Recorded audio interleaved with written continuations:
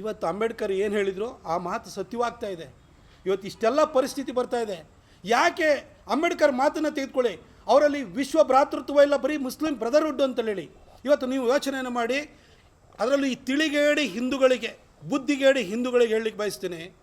ನೀವು ಯೋಚನೆಯನ್ನು ಮಾಡಿ, ನೀವು ಮುಸ್ಲಿಮರನ್ನ ದೂಷಣೆ ಮಾಡೋಂಥದ್ದಲ್ಲ, ಆದರೆ ಅವರಲ್ಲಿರುವಂಥ ಒಂದು ಇಕೋಸಿಸ್ಟಮ್ನ, ಅವ್ರ ಮೈಂಡ್ ಸೆಟ್ಟನ್ನು ಅರ್ಥ ಮಾಡ್ಕೊಳ್ಳಿ. ಪ್ರತಿನಿತ್ಯನೂ ಕೂಡ ಮಸೀದಿ ಮೇಲೆ ಮೈಕ್ ಇಟ್ಕೊಂಡು ಅಲ್ಲಾಹನ್ ಬಿಟ್ಟರೆ ದೇವರಿಲ್ಲ ದೇವರಿಲ್ಲ ದೇವರಿಲ್ಲ ಅಂತ 3 ಹೊತ್ತೂ ಕೂಡ ಬಂಬಡಿ ಬಜಾಯಿಸ್ತಾರೆ. ಆ ಮಗು ಏನು ಕಲಿತಾರೆ? ನಿಮ್ಗೇನಾದ್ರು 10 ಜನ ಹಿಂದೂಗಳ ಮಧ್ಯದಲ್ಲಿ ಒಬ್ಬ ಮುಸ್ಲಿಂ ಇದ್ದರೆ ಅವನಂತ ಒಳ್ಳೆಯವನೇ ಇರಲ್ಲ, ಆದರೆ 10 ಜನ ಮುಸಲ್ಮಾನರ ಜೊತೆ ಒಬ್ಬ ಹಿಂದೂ ಇದ್ದರೆ ಅವ್ರ ಮನಸ್ಥಿತಿ ಏನು ಅನ್ನೋದು ಅರ್ಥ ಆಗುತ್ತೆ. ಯಾಕೆಂತಂದರೆ ಅವ್ರದ್ದು ಅಪ್ಬ್ರಿಂಗಿಂಗ್ ಹಾಗಿದೆ, ಆ ಇಂಡಾಕ್ಟ್ರಿನೈಜೇಷನ್ ಅನ್ನೋದು ಆ ರೀತಿಯಾಗಿದೆ.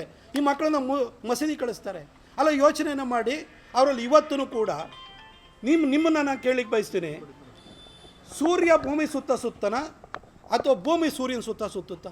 ಅವ್ರ ಮದರಸದಲ್ಲಿ ಏನು ಹೇಳ್ಕೊಡ್ತಾರೆ? ಸೂರ್ಯ ಭೂಮಿ ಸುತ್ತನಂತೆ, ಭೂಮಿ ಚಪ್ಪಟೆ ಆಗಿದೆಯಂತೆ, ಚಂದ್ರ ಭೂಮಿಗಿಂತ ದೊಡ್ಡವನಂತೆ, ಗಾತ್ರದಲ್ಲಿ ದೊಡ್ಡವನಂತೆ, ಈ ರೀತಿ ಹೇಳ್ಕೊಂಡು ಬರ್ತಾರೆ.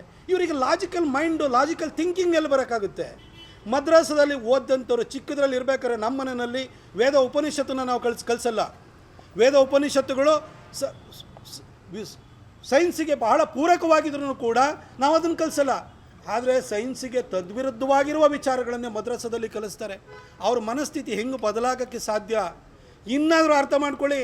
ನೀವು ಇವತ್ತು ಎಲ್ಲ ಪಾಕಿಸ್ತಾನದಿಂದ ಬಂದು ಯಾರನ್ನೋ ಅಲ್ಲಿ ನಿಲ್ಲಿಸ್ಬಿಟ್ಟು ನಮ್ಮವ್ರನ್ನ ಕೊಂದಿದ್ದಾರೆ ಅಂತ ತಿಳ್ಕೊಳ್ಬೇಡಿ.